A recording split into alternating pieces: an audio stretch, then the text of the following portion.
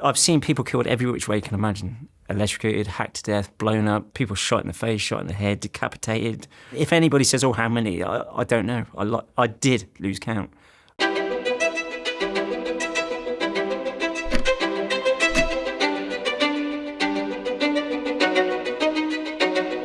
I was born in Stroud in 1976. Grew up in a small village called Avening, right out in the countryside, just next door to Princess Anne's estate at Gatcombe Park. Our family didn't really have a great deal of money. You know, my dad was a gardener. All the kids on the council estate viewed my family as hippie type family, which I suppose they were to some extent. My dad had a big beard, used to smoke some pot, you know, usual sort of stuff that hippies do. I was probably getting stoned from the day I was born, you know, passive smoke. I remember as a really young kid, before my sister was born at the age of 4, being taken into rooms where there was loads of smoke or having to stay out of that room because the adults were doing something in there that I wasn't supposed to see. I was at a party and I remember the day, I can still remember it now quite clearly. I was fed a piece of hash cake, chocolate cake. Unbeknownst to my mum, she didn't realise what it was, or what it had in it. She just thought it was a chocolate cake because it was someone's birthday, one of my dad's friends. So they've handed me this piece of chocolate cake, and yeah, I got pretty damn stoned for a 4-year-old, you can imagine. I mean, later on in my life, when my parents went their separate ways at about the age of 10, my mum actually got together with the guy whose birthday party it was where I got fed the hash cake. And the 2 older stepbrothers that my mum's new partner had were both into the illegal rave scene. The eldest, he was an up-and-coming local DJ, so he would have been, 18, 19? So prime age for going out raving, doing parties and all the rest of it, you know, all the associated drugs that go with it. And the first one I ever went to was at about the age of 13 or 14 in Stroud, in an old Great Mills warehouse. And I quickly realised that it was very easy to deal drugs in these parties, particularly the ones organised by my stepbrothers and like the local heavy crew, should we say. My stepbrothers, if I ever needed anything, I could always pick up the phone and ring them and say, look, do you know anyone or can you source it and sell it to me? So, you know, they'd always be able to either put me in touch with someone or they'd have it themselves. And that went for weed, pills, ecstasy, MDMA, powder, crystal. I'd load up with maybe 500 to 1,000 pills every week, maybe 1,000 LSD trips or 2, maybe a kilo or 2 of hash. How much was it costing you? Kilo of hash at that time was about $1,000, 800 to £1,000 roughly. Pills, I mean, they were selling for like anywhere from 10 to 15 in the raves, £10 normally. We'd normally get them for like 3 or 4, maybe £5, depending on the quality. You're doing all this through your education. Yeah. How did it affect your school? The sixth form college started to get wind of me dealing. And the police, I think from Cirencester, launched an investigation into me. There's a knock at the door, 8:30 in the morning. You know, you're out in the village. This is unusual. I've got 2.5 ounces of hash on me, cut up into deals, ready to go to college. So I put it down my boxer shorts, open the door, and sure enough, there's a plainclothes police officer there. They arrest me, get taken to Stroud police station, and, you know, obviously I'm like pretty shocked and surprised and worried about what's going to happen, the consequences, and how this is going to affect my schooling, my A-levels, you know, what's my dad going to say, what's my mum going to say. Ended up going before a magistrate, Stroud magistrates, and getting sentenced to, I think it was 6 or 12 months probation. What did your school think about it all? So obviously they kicked me out, and they said, look, we know you're fairly gifted academically. We'll cut you a bit of slack. We'll let you sit your exams, but you cannot come into the college. Stop drug dealing. Stop going to raves. Got my head down. That got me 4 offers. So I had, as well as 4 A-levels, got 4 offers from uni. So I went to university with the full intention of studying archaeology, as it happened. My dad drops me down to Cardiff into the halls of residence. There were a lot of students running around those halls of residence looking for drugs that couldn't find them. And there's me going, well, actually, I can get everything that you possibly want. What drove that decision, though? Well, dealing drugs is almost more addictive than taking them themselves. can be, because you get addicted to that adrenaline, the excitement of it, the challenge, the outwitting the system, getting around the police. You know, it's a lot of mental chess against the system. The financial element comes into it heavily as well. And, you know, for anyone that's ever tried to survive on a student loan without any financial assistance from your family, it's pretty tough. I was like, well, I can flip the student loan, double it, and live a bit easier. That was the idea. How much easier were you living? How much were you making? Well, I was making enough to own a car, drive it all over the country, picking up and selling drugs. So, and then, you know, move into a house in Bristol on the other side of the River Severn, so not bad. This was the first point at which I became involved with cocaine. There was one particular student from Southampton area. They wanted cocaine and they wanted good cocaine. So, as ever, if I'm looking for something that I don't know where to find it, I phoned my stepbrothers, one of them, and said, look, can you hook me up with a coke dealer back in Stroud? And they said, yep, sure, no problem. Here's his well, we'll ring him, make sure it's okay, and then we'll give you the number if it is, which they did, you know, within minutes probably. And I said, look, there's a big market down here that I can see. Students, money, cocaine, it looks like there's going to be a big market down here, and, you know, there's going to be a big demand. He was like, cool, I can supply whatever you need, up to kilos, multiple kilos if necessary. I was like, right, no worries. And, you know, as with everything else, the amounts very quickly started escalating, getting a lot bigger, to the point at which the guy in Stroud said, look, I'm getting worried about this. It's just too much for me. What I'll do is I'll introduce you to my contact, or his contact, sorry, in the Cotswolds, up near Still in the Wold. So we began up to London 2 or 3 times a week, either taking money back. But every time we took money back, I'd just get more coke anyway. The guys I'm meeting with the cocaine, they're the people that are bringing it in, working with the Medellin cartel, bringing in tons of cocaine. The longer you deal drugs, the more risk it is. Every day is one risk too many. And the risks start to become too great. And you know it's closing in around you. So I eventually get caught. I've moved back up to Stroud. The bank balance is looking pretty healthy. There's about 30 or 40 grand in the bank. I drive to the Cotswolds to make a couple of drops, go to Malmesbury, Cirencester, then up into the Cotswolds, do my little milkman's round with drugman's round. And I've got a briefcase that I'm carrying the drugs in, like a doctor's briefcase. And in it, there was at least 1,000 pills, more coke, maybe some hash. A marked police car came up behind the van, followed me for a little bit, blue lights come on. And I thought, traffic stop. Had it before when I'm carrying drugs. I can bullshit my way out of it. I'll get out of it. Stop the van, and they come up to the window, and straight away they're like, get out. And I was like, oh, fuck, this isn't good. There's something obviously quite wrong here. Goes straight for the briefcase, pulls it out. Within seconds, he's got a crowbar under it. He's jemmied the lock open, and he's gone, oh, look what we found. I went, that's not a chance. And he said, no, you're nicked. Did you never think you would get caught? Oh, no, I knew. I mean, I was paranoid as hell. They said, look, we've been targeting you. We had that place under surveillance because we knew you were coming. And what had happened, I suspect, is that in 1998, me and someone were waiting at Marble Arch, the guy from Still in the Wold, to meet Kevin Hanley. Unbeknownst to us, and unbeknownst to Kevin at this point, they were all under surveillance, massive surveillance by the National Crime Agency or SOCO or whoever it was at that time, because they changed the name so frequently, I can't remember. It was called Operation Dreadnaught, huge.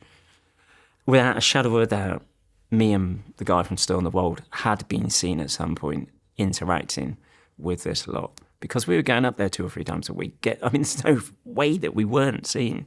It's just a physical impossibility. So Kevin is getting ready to come and see us. It's Friday night. We're sat at Marble Arch. We know he's on the way to us, and then we start not getting any response. He's not answering, and we're sat there, and the time's going by, and I'm starting to think there's something wrong. And I think it was the next day or the day after, we found out that Kevin had been stopped half a mile from reaching us at Marble Arch with 29 kilos of cocaine. Pure cocaine straight from the Medellin cartel in the boot of his car. 2 years later, In 2000, May of 2000, like I said, I'm in the red transit van, and that was the crunch point. What did they end up giving you in the end? Well, after 6 days, I got remanded straight into Gloucester Prison. I get 5 years, sorry. That was the highest sentence out of all of us. They kept me on the book for about a year, which means that every time you come out your cell, they write down every movement of where you go. All phone calls recorded, all letters photocopied, given to the police. Really invasive. Strip searched every day, cell wrecked every day. Hell, it was like running into a brick wall at 100 miles an hour. Your life carried on, but you stopped. And like, you know, devastating. How old were you at this point? 23-ish. I got transferred from Gloucester to Parkhurst, straight onto the Isle of Wight. It's like, a bit like being in Alcatraz. So I'm in Parkhurst, heading towards being straight, and I come across an article about cocaine impregnation. I read about a shipment of cocaine that had come into Britain in a container, impregnated into plastic chairs, patio sets, white plastic patio sets. If you hadn't have known and you'd inadvertently bought a set, you'd have been sat on cocaine and you wouldn't have known. You would have had no idea. How much cocaine can you get in a plastic chair? 25 million? In one container? Worth? Yeah, easily. That's wholesale. The great thing about this container, well, in my opinion at that point, was that no one had been arrested. They had no leads. They can't even see it. They can't find it with the X-ray, the scanner. I could see the future of cocaine trafficking. This was a very new thing at this point, putting it into plastic or rubber. I'd never heard of it before, and I was like, and no one's got arrested. This is wow. You know, I thought about it for a day or two, and then I got my co-defendants around me because they'd come down to Parkhurst as well. And I said, look, if at any point I decide to go back into cocaine trafficking, the only thing I really want to do is get a contact that can fabricate for us or impregnate cocaine into plastic or rubber. And I said, well, look, if I ring you at any point, this is the guy in Stowe, I said, if I ring you at any point, you'll know why I'm calling you. So I get out of prison, go straight, paint and decorating, everything's going fine. And I'm just like, you know, the daily grind gets you down. There came a point, one particular day, it was my fuck it day, as I call it. One particular client was just being a nightmare, and I just had enough. That was it. I picked up the phone, rang the guy. I said, you know what I'm ringing.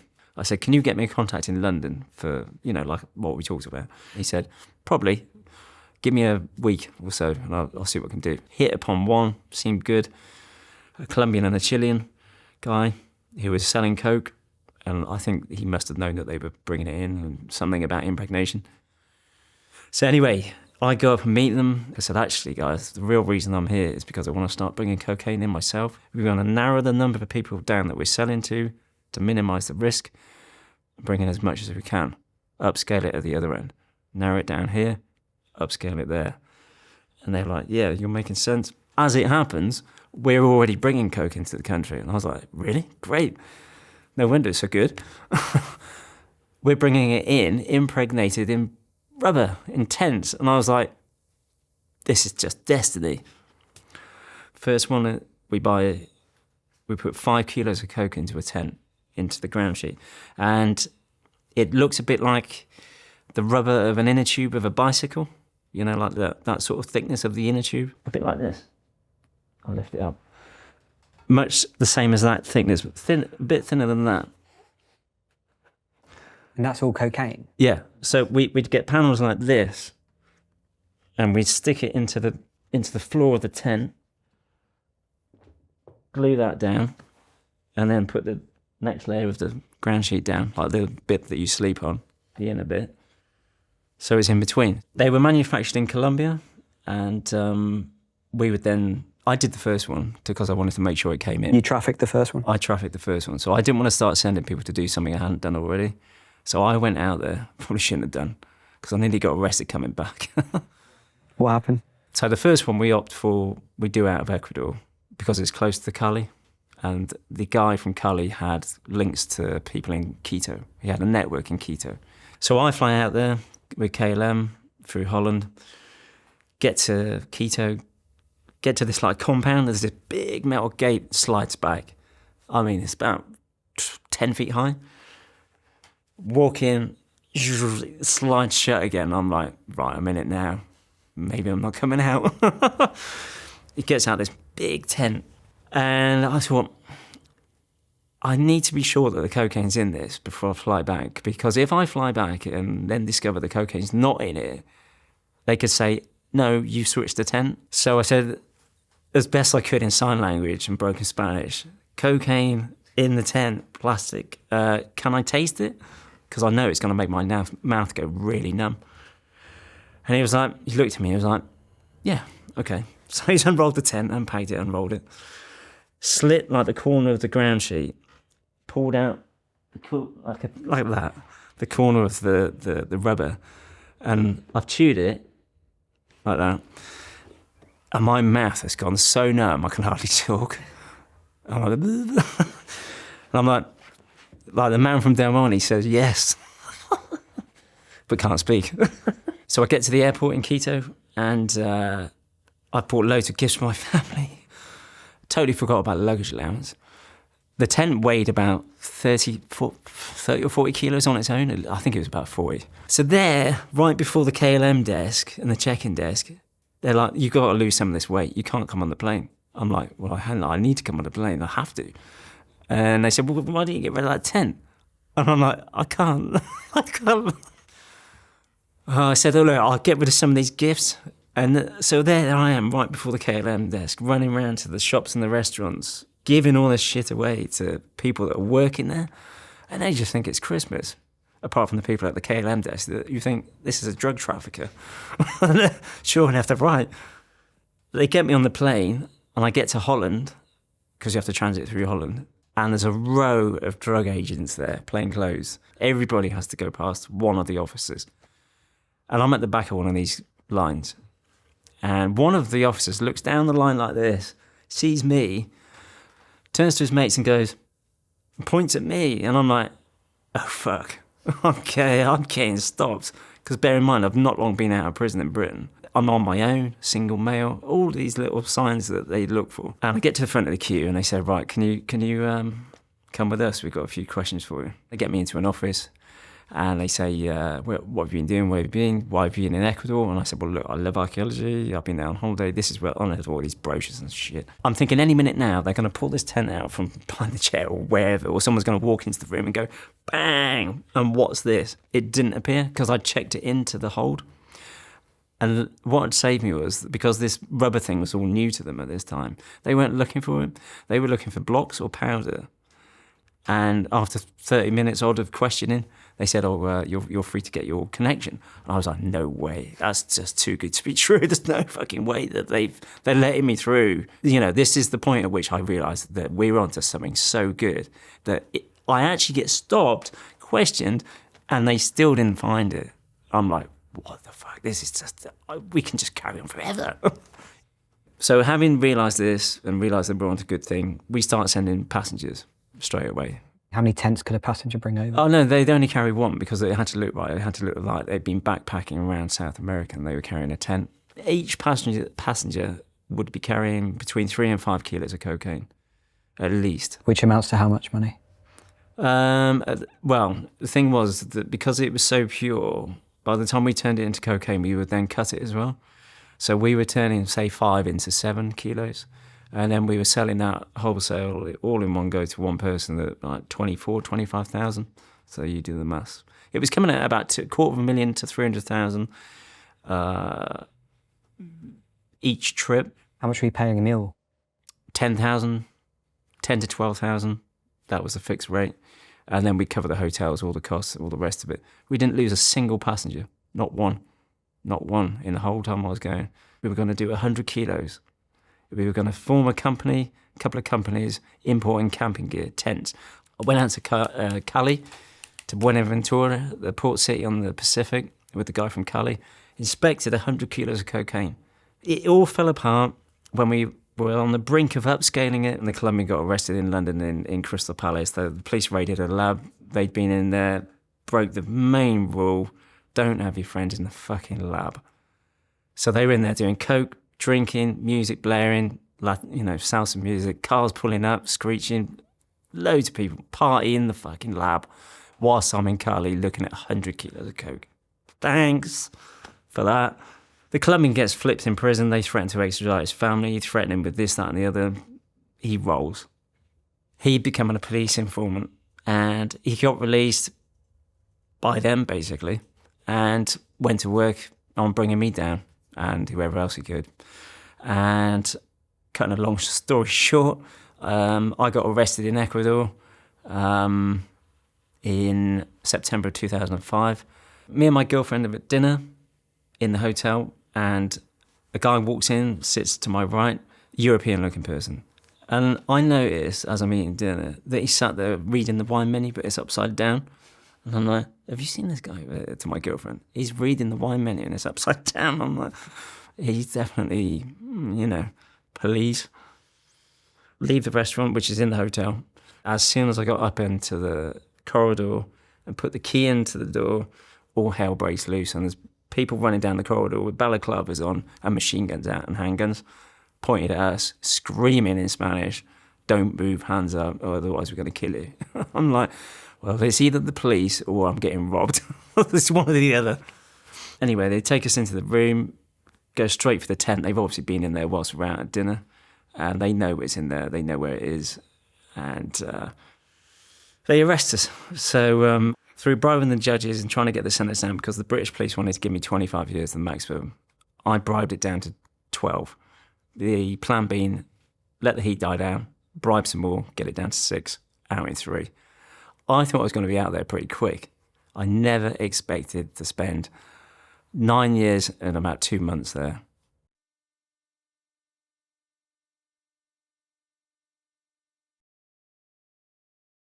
What are the conditions in Ecuadorian prison? Describe it for me. Well, I mean, seeing severe violence meted out just on the spur of a moment. I mean, people would just get shot in front of you sometimes, just out of the blue.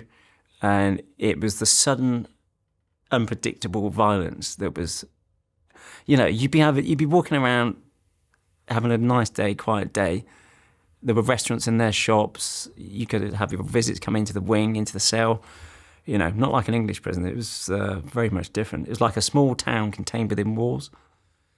And then suddenly someone would get shot in front of you in the sun, and they'd be on the floor, dead, brains all over the place, guts hanging out, blood. And it's the smell of the blood I'll never forget. That is one of the worst things, that metallic-y taste in your mouth. So much blood. And yeah, I've seen people killed every which way you can imagine. Electrocuted, hacked to death, blown up, people shot in the face, shot in the head, decapitated. If anybody says, how many, I don't know. I did lose count. I saw friends get killed, choked out, hung. English people get killed out there. Barbaric, mental. What does that do to your mental state? Well, it's pretty damaging mentally. Definitely ended up with severe, complex PTSD. One of the worst things about the entire experience of being in prison in Ecuador was not knowing whether today I was going to die. Every single day for over 9 years, you were thinking, will I be alive tomorrow morning? Is this my last day on this planet? I don't know, because I really don't know. The second prison that I went to was in Guayaquil, and that was very different to Quito. And I was told when I went into the prison that if you spend more than 5 years in a prison in Ecuador, you're either going to end up dead, ill, or you're going to go mad. But you won't be coming out alive, or certainly not undamaged after 5 years. It's just not possible. And that was very true. At the 5-year point, as I contracted TB, I went from 85 kilos to 49. I was sick with TB for 3 years and engaging in fights with people because I was selling cocaine and alcohol in there at the behest of the Choneros gang and other gangs that I got involved with. The gang activity in Guayaquil was much, much, much stronger. They had a stranglehold over the prison in Guayaquil, and anybody that went against them, they shot dead or killed. 3 directors of the prison were killed when I was there, multiple guards. The guards had less firepower in the prison than the inmates. I saw submachine guns in there, AR-14s, is it, the American assault rifle, kilo of C4 with electronic debts. When I saw that, I was like, why are we still sat here? Why didn't you just blow the exterior wall? And they were like, oh, well, we're too busy fighting the other gang to escape. I was like, why didn't you just escape and just like fucking have done with it? Do you know what I mean? How are they getting these things into prison? There was so much money involved in the trafficking of drugs within the prison. You think in this second prison, in Quito, for example, there were like 1,500 prisoners, normal sort of size prison, like in Britain. Get to Guayaquil, 8,000 prisoners spread across 24 wings. They were making millions in there. So were the guards just The that guards were all corrupt? paid off. What? And the directors. So it goes all the way up? Yeah. They even sold the people coming into the prison to extort them. So any foreigners particularly they would look out for. So the guards would know when a foreigner turned up at the reception in the director's office. They would then have a meat market, an auction. So all the bosses from the wings would go out, bid on who would get the opportunity to extort the prisoner. So they highest bid, they pay off the guards, pay the director. They then take the prisoner into a wing, into a cell, torture him, put a gun to his head, give him a phone. They will just bleed you dry and your family for as much as they can. The average intake price for them that they would extort, say out of a Russian who was connected to the Russian mafia, $20,000, $40,000, $60,000. If you didn't pay, they just cut pieces off you until you did. They just had this in their head that any foreigner was a cash cow, had money. One Spanish guy in there, I'll never forget, it was terrible. He came in, they tortured him solidly for over a week, and I was getting woken up by his screams. After I sort of got a bit of a rapport with them and developed a few friends, because that was the way to survive in there. Make yourself essential, crucial to them in the operations that they're carrying out. I made it very clear, no, I'm not a drug mule. I was running things. I've got contacts all around the place. I could be of potential use to you in the future if I'm alive. See what I'm saying? You make yourself supposedly useful to them so that they have a reason to keep you alive. Otherwise, you're going to get fucking extorted and probably cut to pieces. What was the closest you think you got to death? So yeah, I came close to death, not through TB, because I mean that was on a daily, but through getting shot or stabbed or killed a few times. One particular one that stands out is when a third gang came into the prison, which just, that was it, that destabilised everything. They were called the Choneros, and they are now Ecuador's principal gang. They end up on the wing that I'm on. Jorge Luis Zambrano, aka Rasquina. He was on the wing, he was the boss of the Choneros. I got on with them quite well, very well to be honest. I used to cook with them, have food with them, party with them, everything. I was selling coke for them. You know, they were friends at the end of the day. And then the Cubanos started getting pissed off with the situation, feeling threatened by them being their presence. So the Cubanos sent in a hit team to our wing. We get locked into the wing at 5 p.m. I'm looking around the wing and I'm like, there's hardly anybody out in the wing this evening. Normally all the doors are open, there's people getting high, there's loads of smoke and there's music playing. And I said, there's something going on that we don't know about. I don't understand, you know, why is nobody out? What are these people doing that just come on the wing? So this guy that had come in to basically kill as many of the Choneros as he could was called, his nickname was Negro Polia, which is like black butterfly or moth. And on this particular evening, like I said, there's all this hushed conversations going on. He's sat up in a hammock by the main gate with like his little group of come muertos, as they call them there, who are contract killers. Eat the dead. Come muerto, it means eat the dead. I've got Jorge Luis Hoteli, or Rasquina, living about 5 cells down that way, to my left, and his right-hand man, Gato. I go to get a plate from Gato, get the plate, and that's the opportunity that they were looking for. The door opens.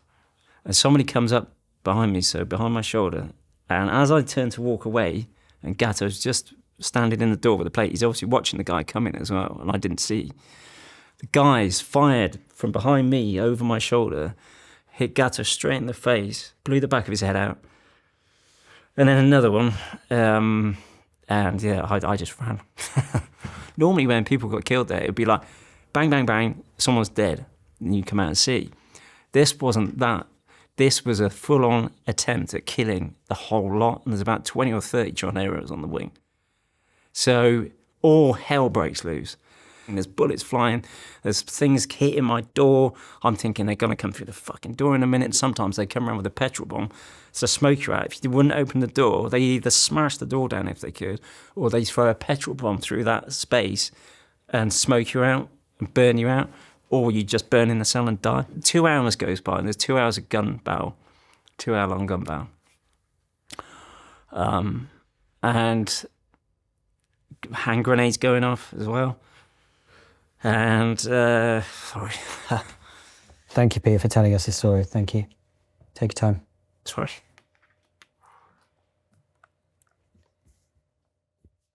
So after all these gunfights and everything else, and friends ended up dead and British people and whatnot, and the embassy just started freaking out because too many British people were getting killed. My family just had enough as well. The problem was with my sentence, there was a fine attached to it. So I not only got the 12, I got like a, I don't know, $7,000 or $8,000 fine. And in the case of you getting repatriated, you had to pay this fine before you went back. After 9 years and 2 months in Ecuador, my family paid the fine and went, yeah, that's it, we've had enough. And a dedicated team came out from Wandsworth, who were tasked with repatriating prisoners from all around the world, flew me back to Britain on a normal plane. It was a massive culture shock coming back to Wandsworth. Walking around the exercise yard in Wandsworth, honestly, I felt like I was in a holiday camp. And there were people in there almost crying, going, this is so bad. I'm like, it's fucking great. I'm not getting shot today. At least I'm pretty sure I'm not. How did it feel when you were finally released? When I eventually walked out of Wandsworth, I was like, I couldn't believe I was actually free. It was like coming back to a different country. So much had changed in the time I'd been in Ecuador. You know, the internet, Facebook had become a thing, WhatsApp. Didn't even know what that was when I came back. I'm a strong believer in destiny, and I believe that everybody's got their path kind of written to some degree.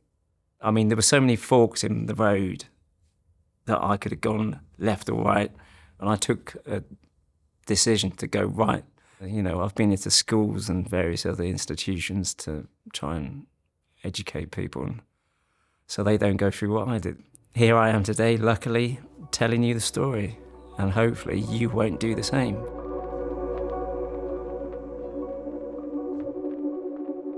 You've got to live and breathe this job. And I wasn't living and breathing it because I was living and breathing a cocaine addiction.